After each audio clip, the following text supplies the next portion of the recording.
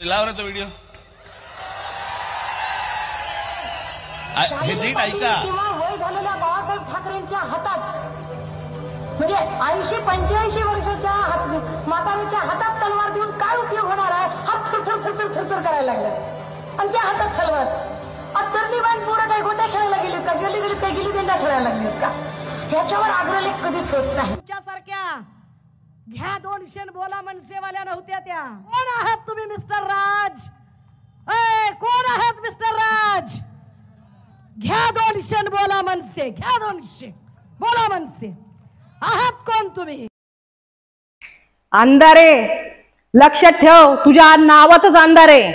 तू जे काल राजसाहेबांबद्दल बोलली, तुला असं वाटलं की राजसाहेबांबद्दल बोललं म्हणजे खूप काही तू हवेत निघालीस असं समजू नको। तू जे काय बोललीस ना ते तू विसरून जाशील। तू जे पैसे घेऊन प्रचार करतेस सगळ्यांचा आणि ज्या पक्षासाठी करतेस ना तू, तो पक्ष कधीच संपलेला आहे, तो उडायला लागलेला पक्ष आहे। आणि त्याच्याबद्दल तू जे बोलतेस आणि तू जे बोलून गेलीस हे आम्ही विसरणार नाही। या मनसेच्या रणरागिणी आहे ही सीमा बेलापूरकर आहे, पिंपरी चिंचवड शहर अध्यक्ष, समजलीस?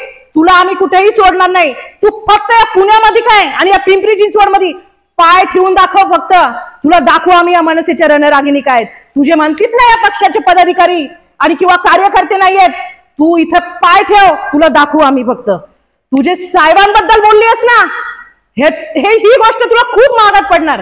तू फक्त बघत राहा, हे शब्द तू विसरून जाशील, निवडणुका होऊन जातील, परंतु तुझ्यासाठी मान्य राजसाहेबांबद्दल बोललेले शब्द तुला खूप महागात पडतील।